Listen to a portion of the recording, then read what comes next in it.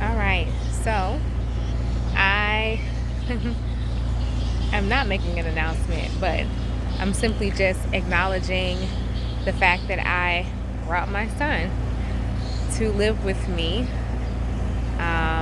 in East Africa, in Africa, period.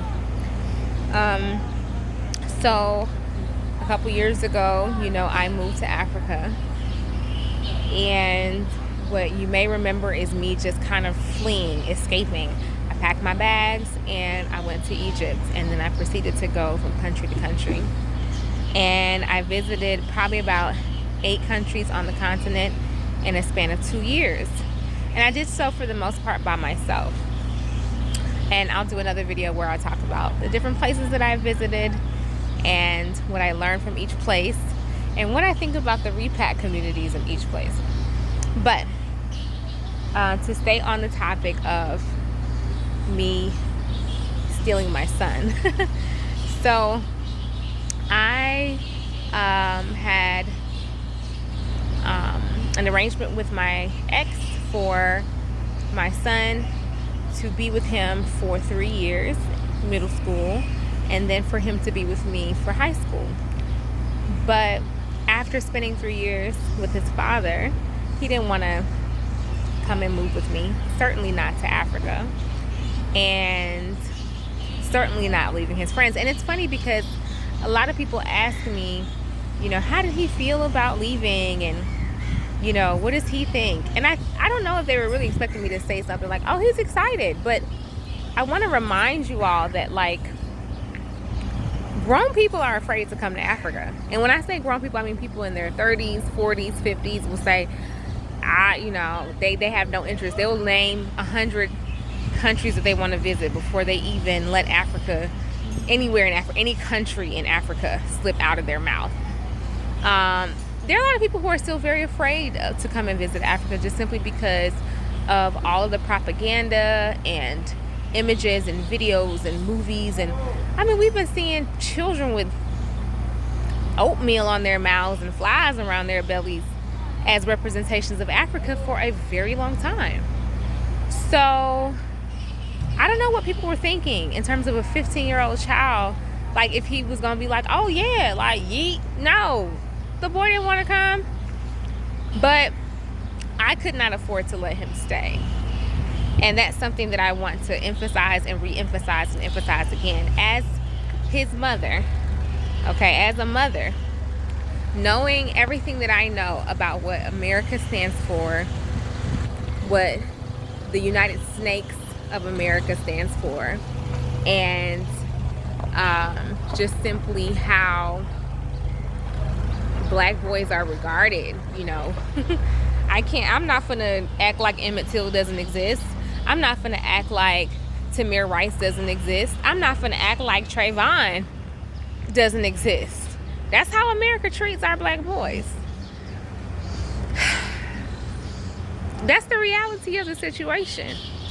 America don't care about no Black boys. They see Black boys as a threat. It's a threat. We want that. So I'm not about to pretend as if, after knowing all of that, that I think that it is a wise decision for me to be living my best life in Africa and leave my son right where he was at, in that toxic, hostile environment. And then in addition to that, there's nothing about Western culture when it comes to raising children that I really agree with. And it's taken me this long to really learn that. But a lot of what I'm learning is that there's so much justification for teenagers, really acting rude and being nasty. You ever had a teenager do something and then somebody like, dang, that's not cool, and they're like, oh, they're just a teenager. What does that mean? I interact with teenagers all the time here, and ain't nobody walking around with no stank, uptight, nasty, ratchet attitude. So that's one big thing. Manners are a big deal here. And since being here, I have been able to identify, just levels of mannerisms that I am very aligned with. And those are things that I value, okay? So just the respect factors, the manners factor, the toxicity of these schools. Public schools are not safe.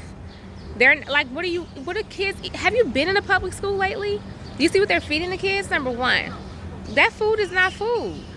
Okay, so that's number one. But number two, teachers and what they got to go through and fighting. I used to be a public school teacher, so can't nobody tell me nothing about public schools, about middle school, about high school. Like, it is a toxic environment. These are toxic environments.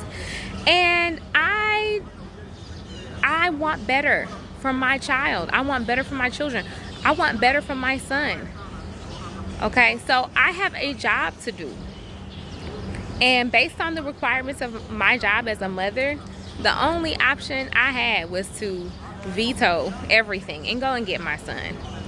Go and get my son. Because the opportunities that he has had here to shed a lot of that toxicity and that wounding from America, the opportunity that he has had to develop new friendships with people who are in a different culture, to travel and see new things, to acquire a second language. Like, none of our kids in America have a second language, fluent language.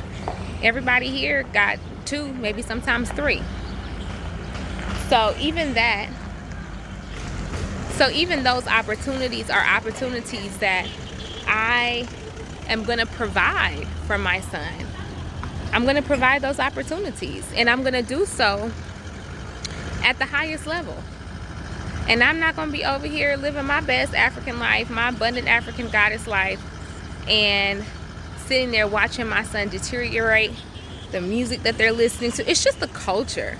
It's like, overall, the culture is not a strong breeding grounds. Like, it's not a strong breeding ground for our children, for black boys.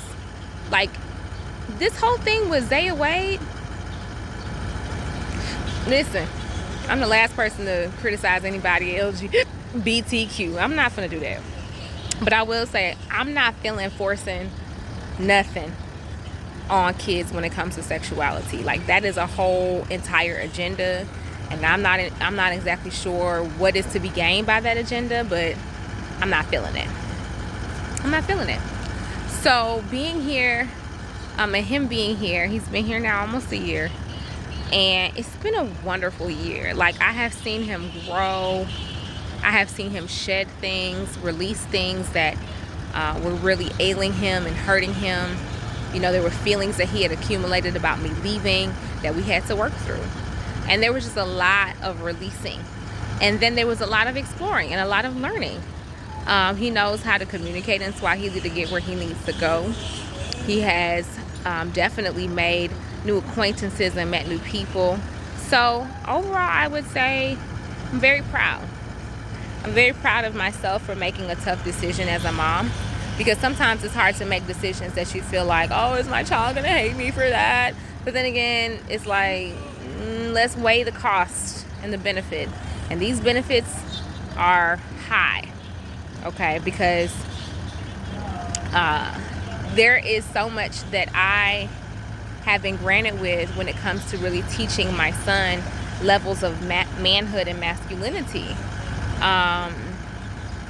You know, he even asked me, Mom, do you think that, you know, a woman's supposed to teach a boy how to be a man? And we had to have that conversation. We had to have a conversation about that. And that was a really good opportunity for me to just talk to him about why I feel the way I feel, why I think the way I think, why I see things this way, and what he needs to know. So that is that. And I just want to tell y'all, I done stole my boy. Legally. All right, so that is that, and I'll see you next time. Peace.